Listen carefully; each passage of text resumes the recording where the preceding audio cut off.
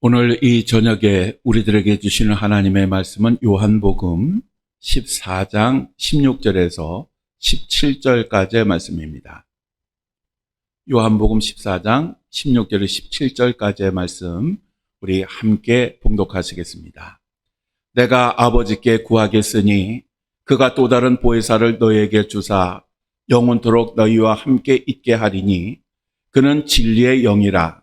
세상은 능히 그를 받지 못하나니 이는 그를 보지도 못하고 알지도 못함이라.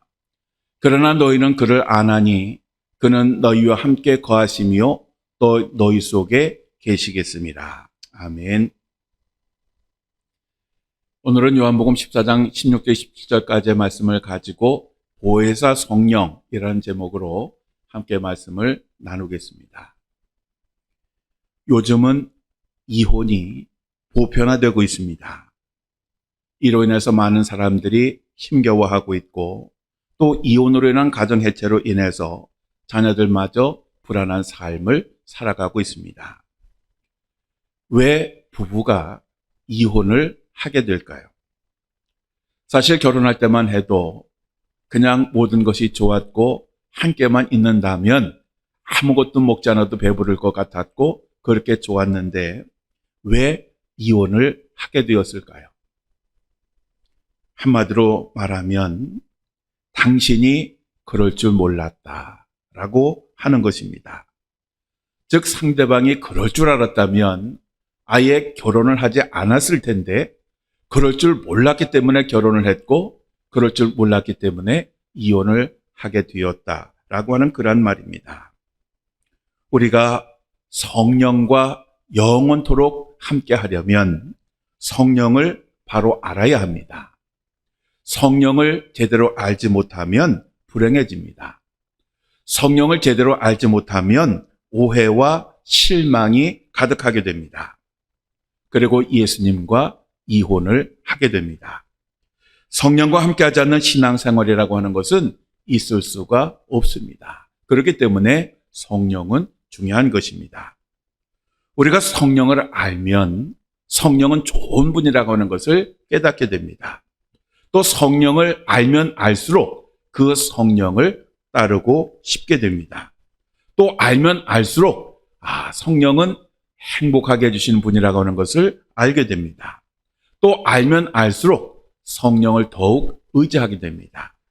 성령을 알면 알수록 늘 함께하고 싶어지게 되는 것입니다. 그러면 성령은 누구일까요? 앞으로 우리가 여러 주간에 걸쳐서 성령에 대해서 말씀을 나누려고 하고 오늘 이 시간에는 보혜사 성령에 대해서 말씀을 드리려고 합니다. 우리 예수님은 이 세상에 오셔서 여러 가지 사역을 하셨습니다. 그리고 마침내 예수님께서 이 세상에 오신 최종 목적인 십자가에 달려 죽으실 때가 되셨음을 아셨습니다. 그래서 예수님은 이제 3년 동안 함께 하셨던 제자들과 마지막 시간을 가지게 되셨습니다. 그래서 순환을 당하시기 전에 제자들과 함께 먹고 마시는 그러한 시간을 가지셨습니다. 아마도 예수님의 마음은 정말 무겁고 힘드셨을 것입니다. 철없는 제자들을 두고 떠나려고 하니 사실 답답하기도 하셨을 것입니다. 그래서 예수님은 마지막 만찬이라고 부르는 그 자리에서 제자들과 함께 식사를 하시면서 세 가지 충격적인 일들을 하셨습니다. 그 첫째는 자신의 고난과 죽음에 관한 말씀을 하셨습니다. 예수님은 이 자리에서 자신이 이 세상에 오신 목적, 그리고 곧 이어서 십자가 고난과 죽음, 그리고 그 이후에 어떤 일이 일어날 것인가에 대해서 제자들에게 말씀을 하셨습니다.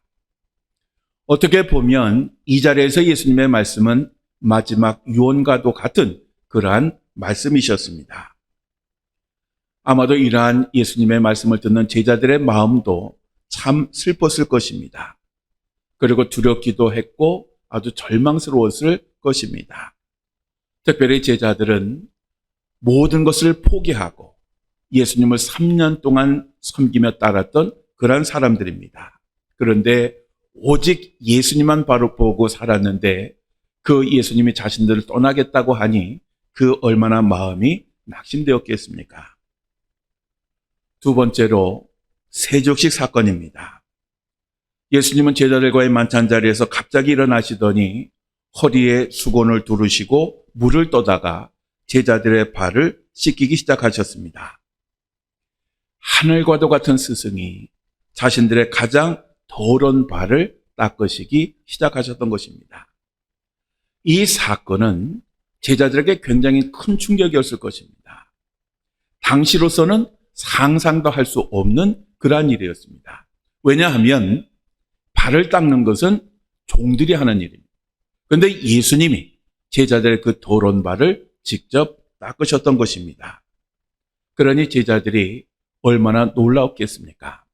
그 다음에 세 번째로 성찬식 사건입니다. 예수님의 죽으심에 대한 말도 사실 충격적인 것이고 예수님께서 그 손으로 직접 자신들의 그 더러운 발을 닦아주신 것도 충격적인 것인데 예수님께서는 그들에게 더 큰 충격적인 말씀을 하십니다. 바로 그것이 그들에게 던진 마지막 카운트 펀치였습니다. 예수님은 얼떨떨해하는 제자들에게 떡을 찢어 나눠주시면서 먹으라, 이것은 내 몸이니라 라고 말씀하셨습니다. 그리고 식후에 그들에게 포도주가 담긴 잔을 주시면서 너희가 다 이것을 마시라, 이것은 죄사함을 얻게 하려고 많은 사람을 위하여 흘리는 바 나의 피, 곧 언약의 피니라 라고 말씀하셨습니다. 제자들은 연속되는 이 세 가지 사건을 통해서 정말 큰 충격을 받았을 것입니다. 예수님의 죽음도 충격적이고 그 예수님이 자신들의 발을 닦아주신다고 하는 것도 충격적인 일인데 떡과 포도주를 나눠주시면서 그것이 예수님의 몸이요 예수님의 피니까 먹고 마시라고 하시니 얼마나 놀라웠겠습니까? 이것은 있을 수 없는 일입니다. 어떻게 제자들이 스승의 몸과 피를 먹고 마실 수가 있겠습니까?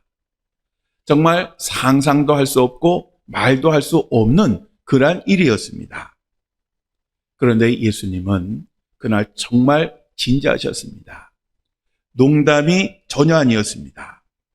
그런데 오히려 예수님께서는 그렇게 하심으로써 제자들과 함께 하시겠다고 말씀하셨고 한 걸음 더 나아가 그들 안에 계시겠다고 말씀하셨습니다.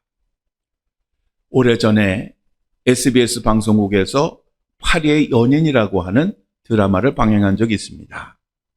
이 드라마에서 이동건이라고 하는 사람이 사랑하는 연인인 김정은에게 자기 가슴을 가리키면서 이 안에 너 있다라고 하는 대사를 한 적이 있습니다.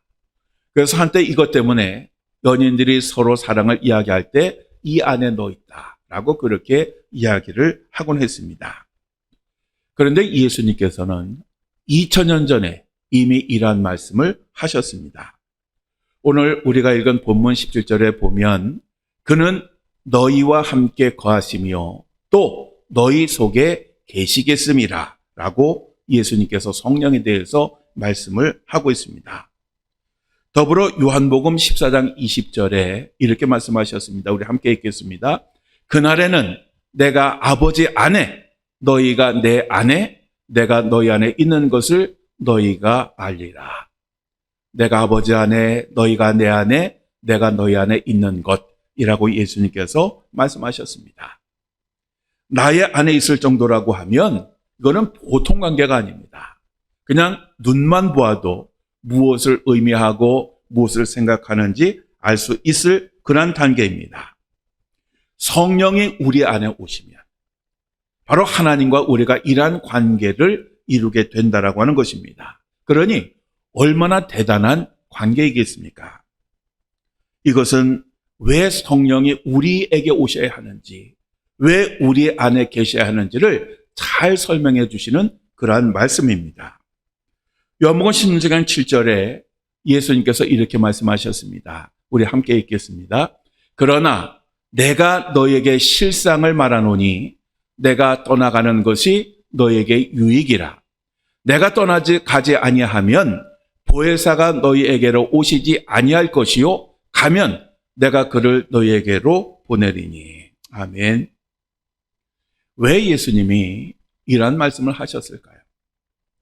우리가 성경을 읽다 보면 예수님께서 자기 자신을 가리켜서 인자라고 그렇게 많이 말씀을 하셨습니다.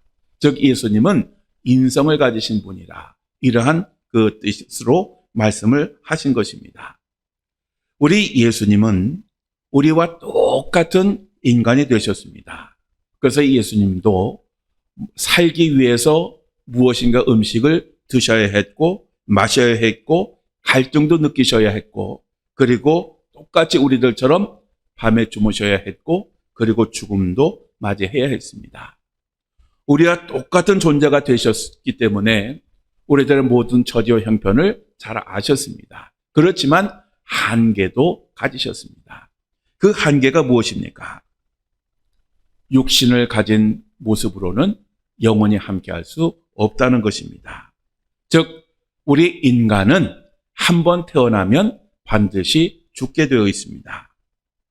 그래서 우리 인간은 때가 되면 다 죽고 흙으로 돌아가게 되어 있습니다. 우리가 아무리 사랑한다 할지라도 아무리 영원토록 함께 있고 싶다 할지라도 때가 되면 다 우리는 헤어지게 되어 있습니다.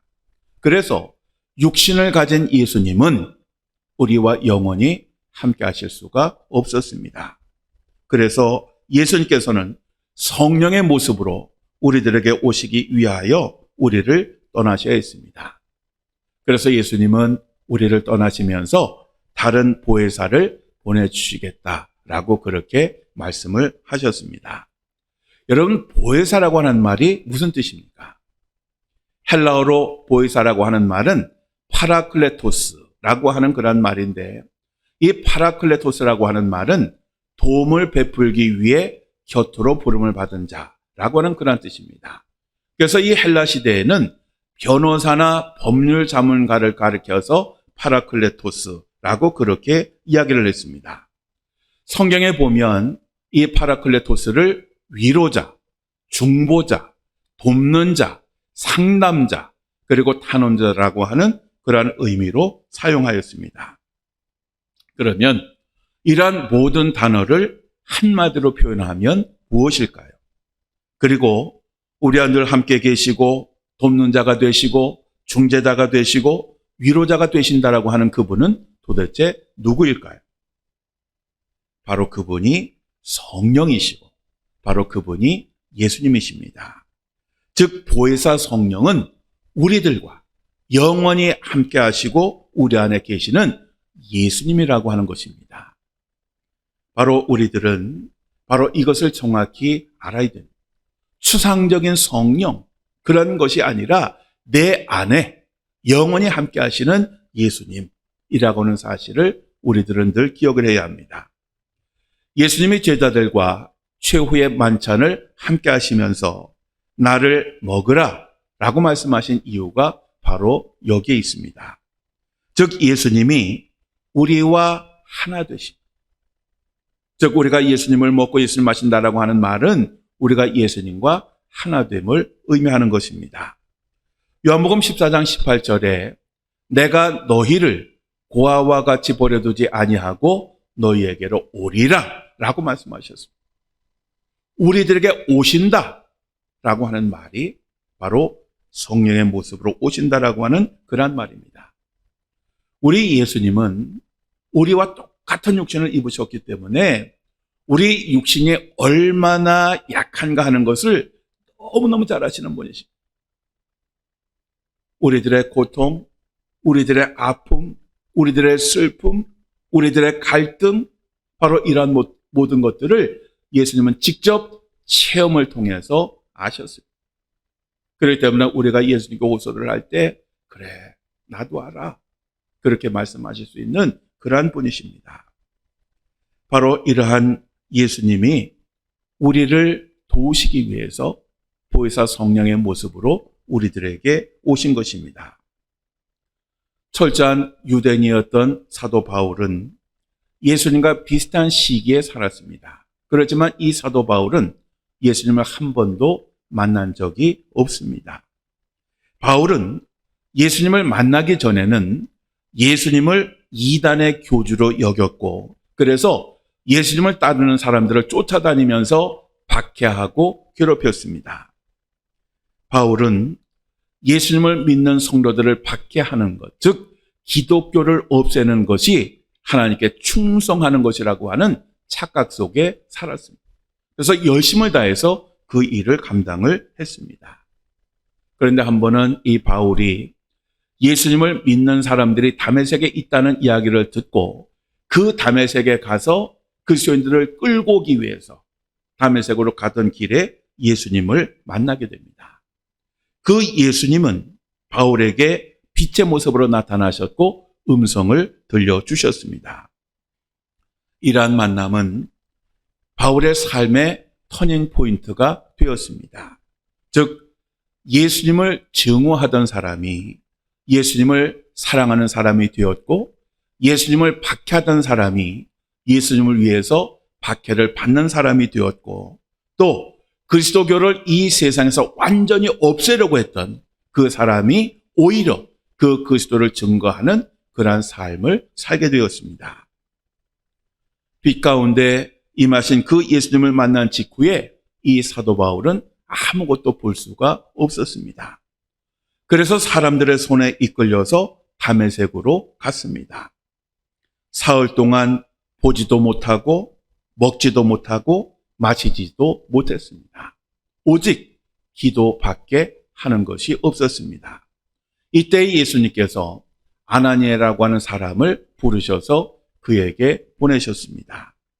그런데 이 아나니아라고 하는 사람은 이 바울이라고 하는 사람이 어떤 사람인지를 너무너무 잘 아는 사람이었습니다. 얼마나 그가 기독교도들을 박해하고 얼마나 고통스럽게 하는지를 잘 알았습니다.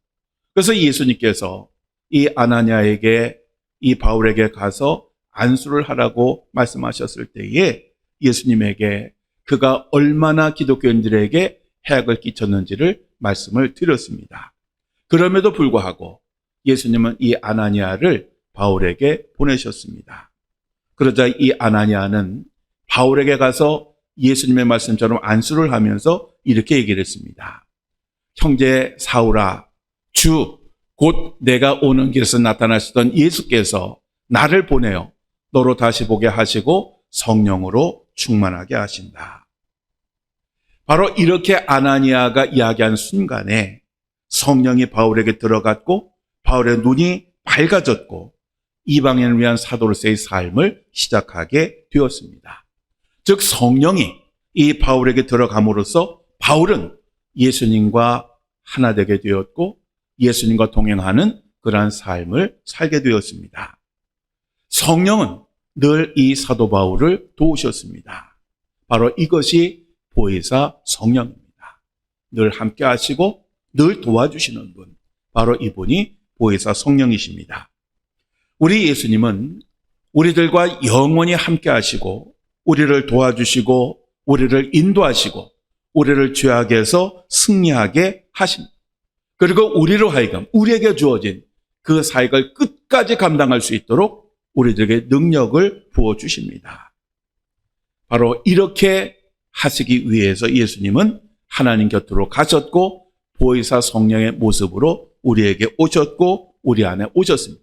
그래서 마태복음 28장 20절에 볼지어다 내가 세상 끝날까지 너희와 항상 함께 있으리라고 말씀하셨는데 바로 이 예수님의 말씀, 즉 세상 끝날까지 너희와 항상 함께 하시겠다고 하는 이 예수님의 말씀이 성령이 임하심으로 이루어졌음을 의미하는 것입니다. 예전에 주기철 목사님이 일제시대 때에 일본 경찰에게 끌려가서 고문을 받으셨습니다. 이때 일본 형사가 이렇게 물었습니다. 당신이 믿는 예수님이 어디 있느냐? 예수님은 지금 당신이 이 지경인데 어디에서 무엇을 하고 있느냐라고 조롱하면서 비웃었습니다. 그러자 주기철 목사님이 가뿐심을 몰아시면서 이렇게 대답을 했습니다. 내가 이 모든 고문을 견디고 있는 것이 아니요. 예수님께서 견디고 계신 것이요. 나는 내가 십자가를 지고 있다고 생각했는데 아니요.